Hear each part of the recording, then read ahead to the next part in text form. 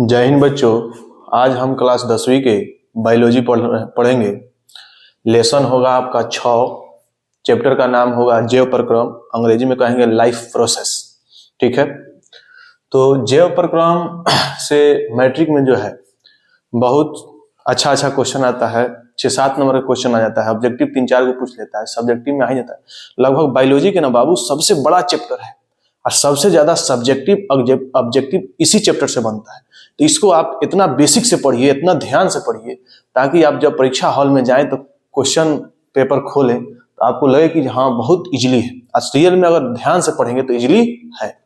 तो सबसे पहले हम जान लेते हैं जैव प्रक्रम किसे कहते हैं। तो जैव मतलब होता है जीव और प्रक्रम मतलब होता है अनुरक्षण, रख रखाव। जैव मतलब जीव और प्रक्रम मतलब उनका रख रखाव। तो यहीं से जैव प्रक्रम का परिभाषा निकल के आ रहा है कि जो जीव शरीर के अंदर अनुरक्षण का कार्य करते हैं उसे क्या कहते हैं, जैव प्रक्रम कहते हैं।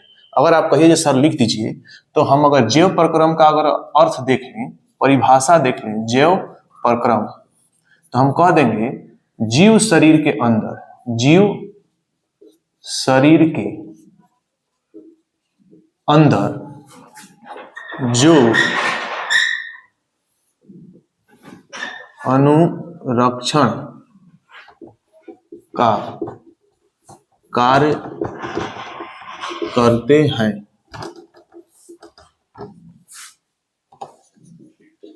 उन्हें जैव प्रक्रम कहते हैं। ठीक है, जीव शरीर के अंदर जो अनुरक्षण का कार्य करते हैं उन्हीं को हम लोग कहते हैं जैव प्रक्रम। ठीक है, तो मतलब वैसा चीज जो है उसके बिना कोई भी जीव जीवित नहीं रह सकता है। वह अति आवश्यक चीज होना चाहिए, जिसके बिना आदमी कल्पना नहीं कर सकता है, इसके बिना रह सकता है। तो जैसे अगर हम एग्जाम्पल में लिखें तो मुख्य रूप से 4 ऐसी चीजें हैं जिसके अगर कोई सजीव है तो उसमें ये 4 चीजें देखने को आपको मिलेगा, इसके बिना वो रह ही नहीं सकता है। तो फर्स्ट जो होगा हम कहेंगे बाबू, एग्जाम्पल में देख लेंगे फर्स्ट, तो फर्स्ट होता है पोषण।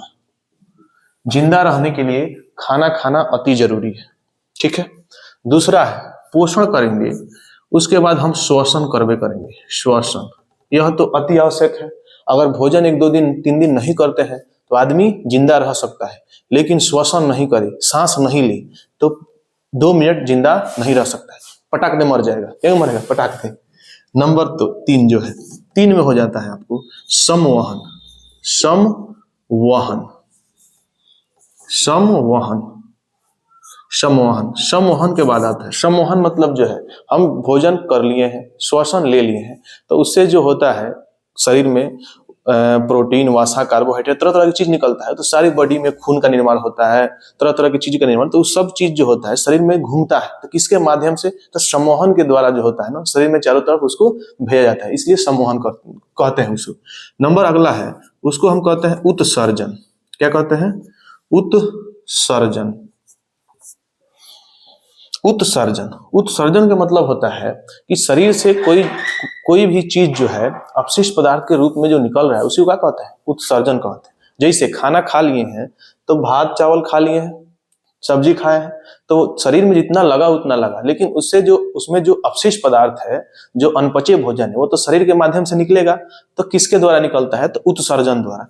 यानी हम पोषण करेंगे, श्वसन करेंगे तो हमारे शरीर में लगेगा, यानी सम्मोहन करते हैं। और जब सम्मोहन होगा तो शरीर में सारी चीजें जो आवश्यकता से जो अधिक चीजें बच गई है, जिससे हमको ऊर्जा मिल गया है, प्रोटीन, विटामिन, वसा सब कुछ खा लिए हैं, लेकिन जो चीज खाएं तो सब कुछ तो पच नहीं जाता है, कुछ अपशिष्ट पदार्थ होता है तो शरीर से बाहर निकलता है, उसी को हम लोग क्या कहते हैं? उत्सर्जन कहते हैं। ठीक है, यहां तक आपको समझ में आए। तो क्वेश्चन पूछेगा जो उत्सर्जन किसे कहते हैं, तो उसको धीरे धीरे हम बता लेंगे। तो सबसे पहले हम पढ़ लेंगे ना बाबू पोषण, उसके बाद श्वसन, उसके बाद संवहन, उसके बाद उत्सर्जन। धीरे धीरे 4 गो टॉपिक पर हमारा चैप्टर जो होगा वह खत्म हो जाएगा। बहुत इजीली चैप्टर है, बहुत मजेदार चैप्टर है बायोलॉजी का। तो सबसे पहले अगर हम आपको दिखाएं कि पोषण किसे कहते हैं, क्या कहते हैं? पोषण। तो पोषण हम कहेंगे ना, पोषण वह जटिल प्रक्रिया है जिसके द्वारा शरीर में ऊर्जा मिलता है, जीव शरीर के अंदर ऊर्जा मिलता है, और उस ऊर्जा से मरी हुई कोशिका का वृद्धि और विकास करते हैं। ठीक है, कह देंगे पोषण एक प्रकार की जटिल प्रक्रिया है जिसके द्वारा शरीर के अंदर ऊर्जा मिलता है, जीव शरीर के अंदर ऊर्जा मिलता है। तो अगर हम पोषण में दिखे ना, हम लोग समझते होंगे ना, हम लोग ही समझते होंगे कि हम भात खा रहे हैं, चावल खा रहे हैं, सब्जी खा रहे हैं, दूध पी रहे हैं, तो ये सब हमारा बॉडी जानता है। हमारा बॉडी कुछ नहीं जान रहा है कि हम क्या खा रहे हैं। हमारा शरीर यह समझता है कि हमको पोषक तत्व कितना मिला। तो देखो पोषक तत्व कितना होता है, तो पोषक तत्व जो है कार्बोहाइड्रेट, नंबर 2 प्रोटीन, नंबर 4 वसा, 5 खनिज लवण एवं क्या होता है, जल होता है। ठीक है, हमारा शरीर यह समझता ही नहीं है कि आप क्या खा रहे हैं। कुछ खाइए, उसको यह जितना भी पोषक तत्व है उसको कार्बोहाइड्रेट चाहिए, प्रोटीन चाहिए, वसा चाहिए और खनिज लवण चाहिए। ठीक है, यहाँ तक क्लियर हुआ। तो पोषण की परिभाषा देख लिए, पोषक तत्वों के नाम हम जान लिए। शरीर में ना मुख्य रूप से तीनों को पोषक तत्वों का पाचन होता है, कार्बोहाइड्रेट का, वसा का, प्रोटीन का और वसा का। यह जो है ना, इसको बॉडी खड़े सोख लेता है। क्या करता है, बॉडी खड़े इसको सोख लेता है, इसका पाचन नहीं होता है। ठीक है, अगर देखा जाए पोषण को कुछ और आगे हम लेके चलें, पोषण को हम लेके चल रहे हैं थोड़ा सा आगे, इसको हम मिटा दे रहे हैं ताकि आपको अच्छे से साफ साफ लिख के दिखा सके। इसको मिटा दे रहे हैं।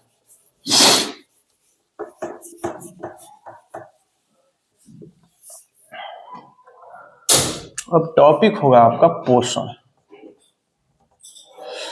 तो पोषण को मुख्य रूप से 2 वर्गों में बांटा गया है। एक होता है स्वपोषी पोषण, स्वपोषी पोषण। दूसरा होता है परपोषी पोषण। परपोषी पोषण होता है। स्वपोषी पोषण उसे कहते हैं जो अपना भोजन स्वयं बना ले, किसी पर डिपेंड नहीं रहे, जो यहाँ से ही आ जाएगा, यहाँ से सारी चीजें जो है अपने खुद कर लेता है, उसी को क्या कहते हैं, स्वपोषी पोषण कहते हैं। तो मुख्य रूप से ना पूरे पृथ्वी पर जो है स्वपोषी में एक ही जीव आते हैं जिनको हम कहते हैं पौधा। क्या कहते हैं, पौधा। पौधा को दूसरे किसी से कुछ लेने की जरूरत नहीं होता है, सारा चीजें जो है अपने से कर लेता है, इसलिए इसे स्वपोषी पोषण कहते हैं। परपोषी पोषण जो होता है वह दूसरे जीवों पर आधारित रहता है, अर्थात स्वपोषी जीवों पर मुख्य रूप से आधारित रहता है। हम कहेंगे वैसा जीव जो अपना भोजन स्वयं बनाता है उसे कहते हैं स्वपोषी पोषण, वैसा जीव जो अपना भोजन स्वयं न बनाकर दूसरे जीवों पर आधारित रहता है उसे कहते हैं परपोषी पोषण। यानी पेड़ पौधा के छोड़ के बाकी दुनिया में जितना जीव है सब किसमें आता है, परपोषी जीव के अंतर्गत आता है, और स्वपोषी में सिर्फ और सिर्फ पौधा आता है। तो हम क्या कर रहे हैं ना, जो सिर्फ और सिर्फ इस वीडियो में हम पौधे से रिलेटेड चीजें पढ़ लेते हैं, जो किसमें किसमें स्वपोषी पोषण होता है उसको खत्म कर लेंगे, तब परपोषी चालू करेंगे। ठीक है, तो हम चालू कर रहे हैं ना पौधा। पौधा में कैसे भोजन बनता है, पौधा में भोजन कैसे बनता है, तो इसके लिए आप एग्जाम्पल देंगे ना, परिभाषा देंगे, हरे पेड़ की हरे पौधे, जिसको हम प्रकाश संश्लेषण कहते हैं। पौधा में जो पोषण का जो निर्माण होता है ना, पौधा में पोषण का जो निर्माण होता है वह होता है प्रकाश संश्लेषण के माध्यम से। प्रकाश संश्लेषण के माध्यम से, प्रकाश संश्लेषण के माध्यम से होता है।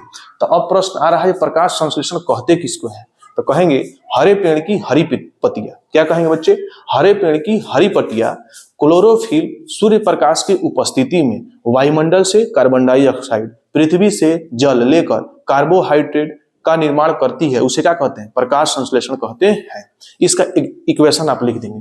क्या हम बोले हैं, हम बोले हैं हरे पेड़ की हरी पत्तियां, माने पेड़ होना चाहिए हरा। हरे पेड़ की हरी पत्तियां क्या करेगा, वायुमंडल से कार्बन डाइऑक्साइड ले लेगा, पृथ्वी से ले लेगा, जल ले लेगा। उसके बाद आप जान रहे हैं हरे पेड़ की हरी पत्तियां हरा क्यों होता है, उसमें क्लोरोफिल रहता है। जहां जहां क्लोरोफिल रहेगा वहां वहां हरियर रहेगा, और जहां जहां हरियर रहेगा वहां वहां प्रकाश संश्लेषण क्रिया होगा।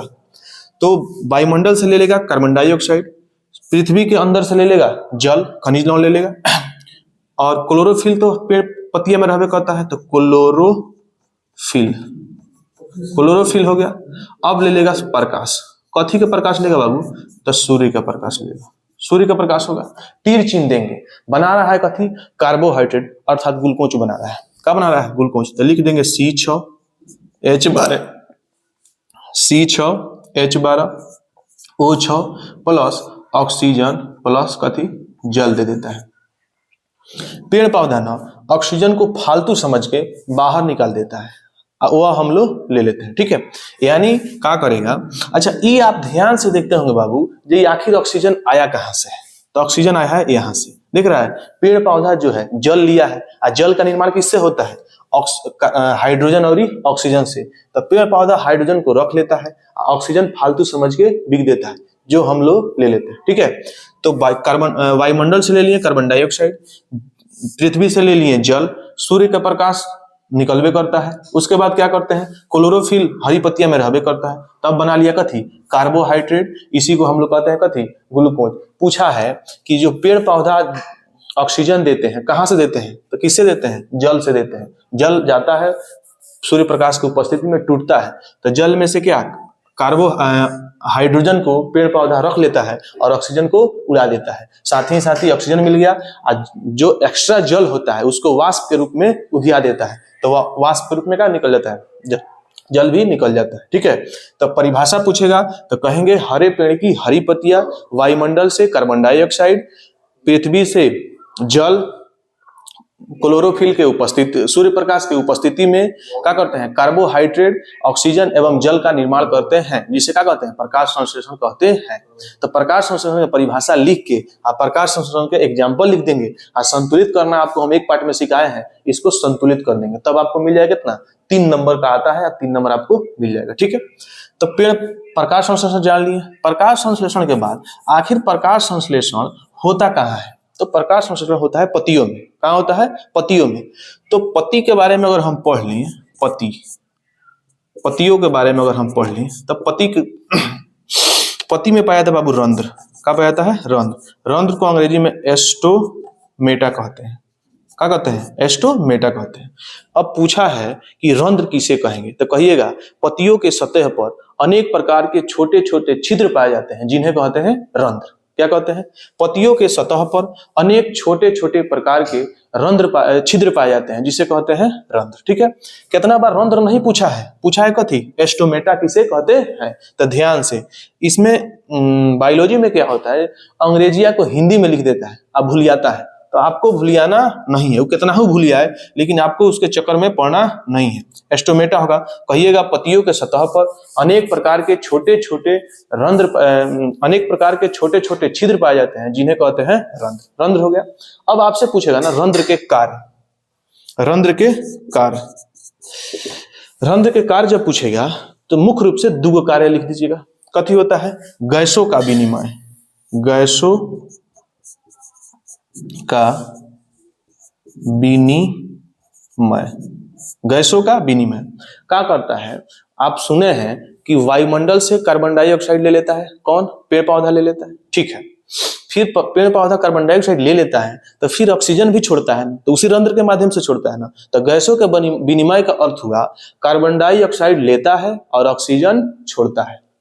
ठीक है, पहले का काम हो गया गैसों के विनिमय। नंबर दूसरा जो होता है, अभी आपको हम बताए हैं कि पेड़ पौधा क्या करता है, ऑक्सीजन को बाहर निकाल देता है, साथ ही साथ क्या करता है, जल भी बाहर निकाल देता है। किसके माध्यम से, वाष्पो उत्सर्जन द्वारा, तो ना, तो वाष्पो उत्सर्जन की क्रिया करता है, वाष्पो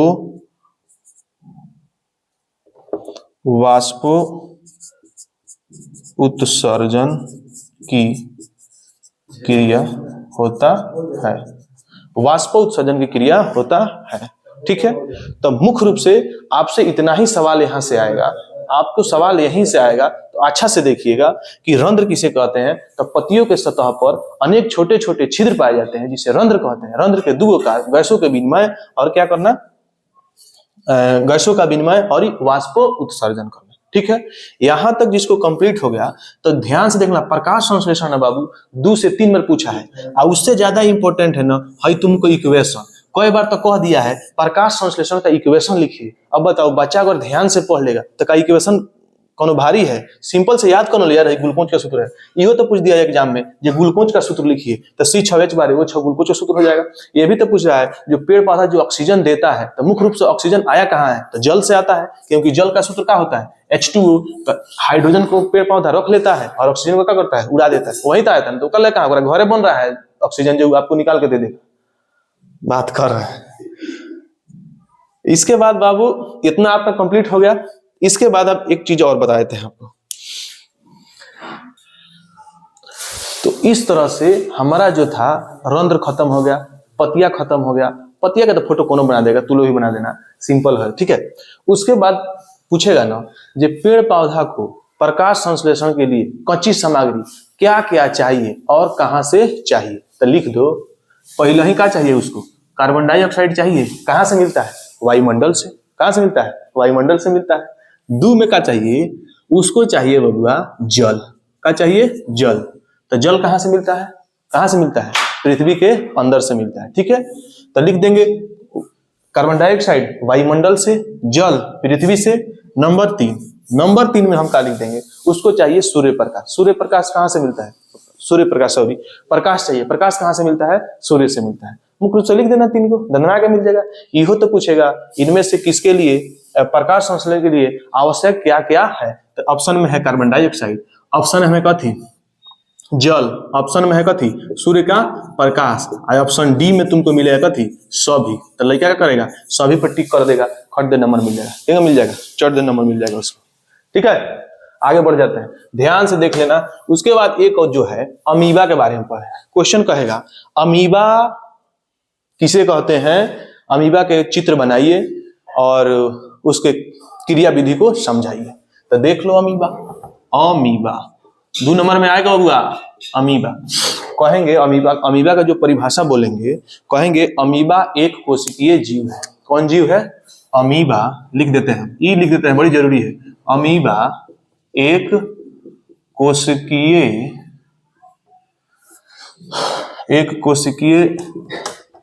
जीव है,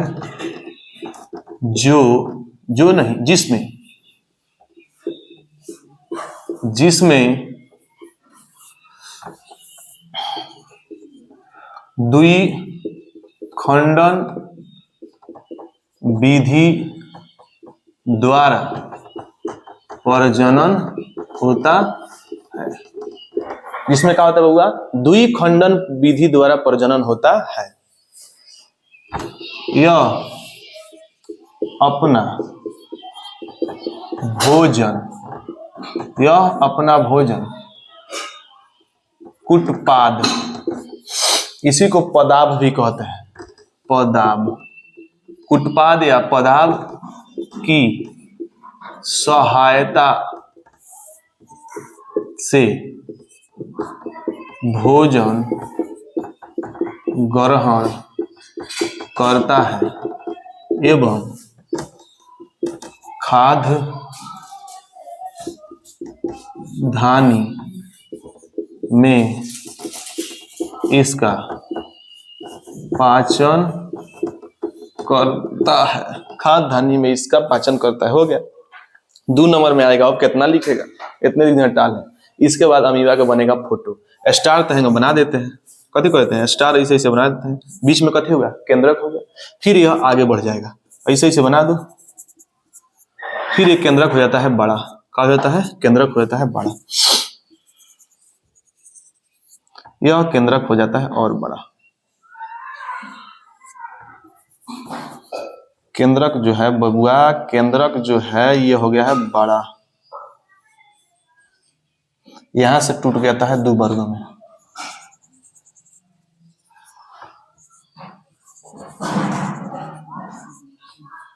हो गया, अमीबा का फोटो बना दो, परिभाषा लिख दिया, खट्टे नंबर मिल जाएगा। 3 नंबर में आता है, 2 नंबर में आता है, तुमसे पूछ देगा इतना बना देगा। देखो यहाँ ड्रामा काहे खातिर हुआ है कि हम आपको पढ़ाए थे 9वीं क्लास में पढ़ना है कि कोशिका का जो दिमाग है, मस्तिष्क है, केंद्रक को कहते हैं। यानी केंद्रक ही पूरे कोशिका के अंग को कंट्रोल करता है। माइटोकॉन्ड्रिया, ऊर्जा बनाओ, गल्जी बॉडी, पानी जमा करो, लाइसोसोम, जल अपघटन एंजाइम प्रवाहित करो, मैंने सारे अंग को कंट्रोल करके रखता है कौन, केंद्रक, इसलिए कोशिका के मस्तिष्क कहते हैं। तो देख रहे हैं हम का धीरे धीरे बाबू है इतना अमीबा का है आगे बढ़ रहा है, इसलिए कि केंद्रक बढ़ जाए। हेमे केंद्रक छोटा था, थोड़ा सा केंद्रक और बड़ा हो गया, केंद्रक बीच में पचक गया है और दो भाग में टूट गया है। मुख्य रूप से हम चाहते हैं ना जो दो भाग में दोनों केंद्रक बढ़ जाए। जब केंद्रक दोनों बढ़ जाएगा तब ना शरीर का निर्माण करेगा, क्योंकि शरीर का निर्माण होता है कोशिका से, और कोशिका को देखभाल करता है कौन? केंद्रक। तो केंद्रक दोनों में जाएगा तब ना कोशिका का निर्माण करेगा, तो घूमते रह जाएगा। तो यहाँ से एक हो गया कथी? कोशिका, यहाँ से हो गया कोशिका बोल रहे हैं, केंद्रक हो गया। अब जाएगा अमीबा के शरीर को खूब सुंदर से निर्माण कर देगा। ठीक है, यहाँ से जो है आपको एक कोशिकीय यानी पेड़ पौधा से और एक कोशिकीय दोनों यहाँ से खत्म हो गया। इसके बाद हम पढ़ेंगे मनुष्य में पोषण। अभी तक हम पढ़ रहे थे कथी? पेड़ पौधों में पोषण। इसके बाद पढ़ेंगे मनुष्य में पोषण। ठीक है, मिलेंगे नेक्स्ट पार्ट में। जय हिंद बच्चों।